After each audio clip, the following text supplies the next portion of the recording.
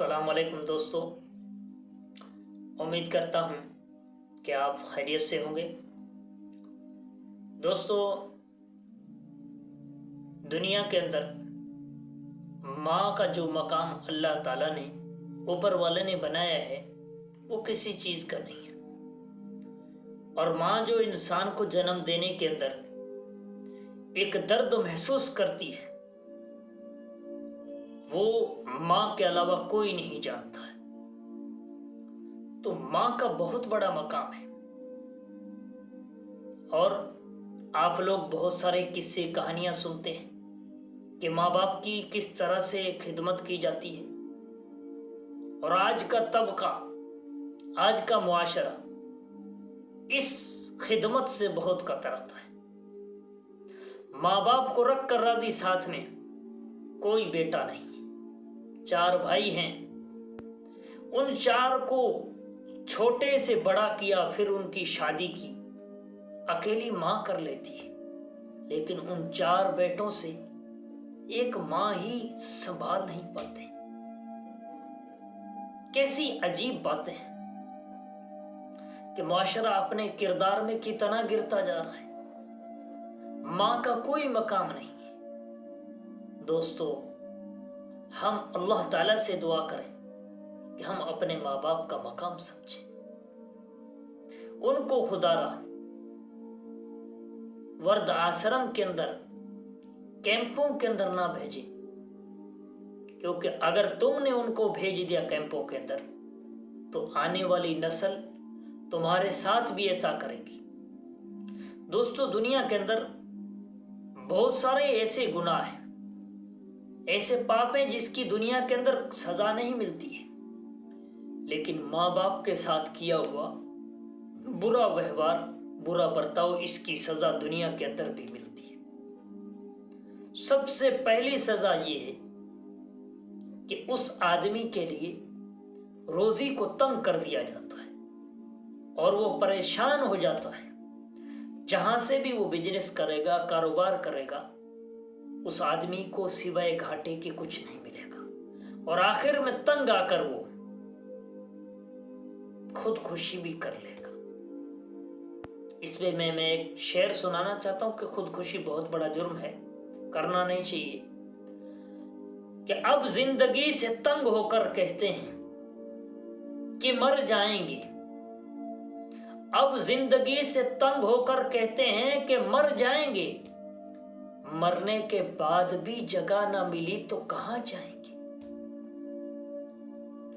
तो दोस्तों, मैं हाथ जोड़कर विनती करता हूं कि आप अपने माँ बाप की कदर करें, वालिदैन की कदर करें, माता पिता का एक मकाम समझें। तो इस टॉपिक में मैं बोल रहा था, तो मैं मुख्तसर सी कहानी लाया कि आज के जमाने के अंदर, इस कल युगी दौर के अंदर भी कुछ लोग ऐसे हैं जो मां के लिए वो कर जाते हैं जिसकी मिसाल नहीं दे सकते। एक शख्स था, ये अभी का वाकया है, कोई पुराना वाकया नहीं। तो उसने कहीं शादी की। शादी के बाद क्या हुआ कि कुछ दिनों के बाद उसकी बीवी का इंतकाल हो गया। तो फिर उसके बाद उसने दूसरी शादी की। दूसरी शादी के बाद देखा कि वो बीवी, वो औरत उसकी मां के साथ अच्छा व्यवहार नहीं कर रही थी, तो उसने उसको भी छोड़ दिया। फिर दूसरी शादी की, फिर उसको भी छोड़ दिया, मां के साथ अच्छा व्यवहार नहीं। इस तरह से उस आदमी ने 4 शादियां की पहली बीवी मरने के बाद, लेकिन मां के साथ बुरा व्यवहार उससे बर्दाश्त नहीं हुआ, उसने उन सबको छोड़ दिया। और वो कहता है कि मुझे इस बात का अफसोस है कि मेरा परिवार नहीं बढ़ा है, लेकिन मैं यही बर्दाश्त नहीं कर सकता हूं कि परिवार बढ़ाने के लिए मैं अपने मां का मकाम इतना गिरा दूं कि मेरी मां के साथ बुरा व्यवहार किया जाए। और फिर वो अपनी मां के सारे काम करता है। मैं दिल से उस बंदे को सैल्यूट और सलाम करता हूं कि तुम लोग ही हो समाज के अंदर इतने अच्छे हीरे जिनकी लोगों ने कदर नहीं समझी है, वरना ये दुनिया कभी की नष्ट हो जाती। और फिर वो मजदूरी का काम करता है और जाकर माँ के लिए सारे दिन मजदूरी करता है, फिर घर पे आता है, अपनी माँ के लिए खाना बनाता है और फिर खाना बनाने से लेकर सोने तक, सुबह उठने तक सारा इंतजाम वो ही करता है। उसकी माँ कहती है कि हाँ, मेरे बेटे का परिवार तो नहीं बढ़ा, लेकिन मेरे को जो ऐसा बेटा मिला है, ऐसा बेटा भी तो किसी को नहीं मिला। माँ की उम्र तकरीबन 90 साल के करीब हो चुकी है, लेकिन वो माँ की ऐसी खिदमत कर रहा है। दोस्तों, इस वाकये से मैं ये पैगाम देना चाहता हूं कि हम अपनी वालिदैन की, अपने माँ बाप की कदर समझें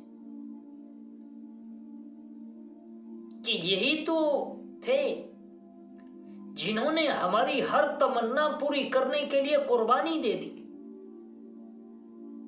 कैसी कुर्बानी कि बाप ना सर्दी देखता है, खेत के अंदर पानी लगाना है तो बाप सर्दी के अंदर चला जाता है और पानी के अंदर सारी रात घूमता रहता है, और दिन को सारे दिन हल खेत के अंदर चलाता है, पसीने से सराबोर हो जाता है।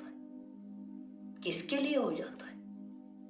ये अपनी औलाद के लिए हो जाता है। सारी तकलीफें बर्दाश्त करता है, माँ सारी तकलीफें बर्दाश्त करती है कि मेरा बच्चा बड़ा होकर कामयाब होगा। अपने बच्चे को बहुत बड़ा देखना चाहते हैं। तो दोस्तों, इंसान जब ऐसे माँओं के साथ, ऐसे वालिदैन के साथ बुरा व्यवहार करेगा तो ये समाज कैसे सुधरेगा?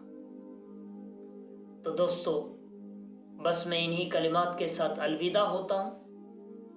अस्सलामु अलैकुम।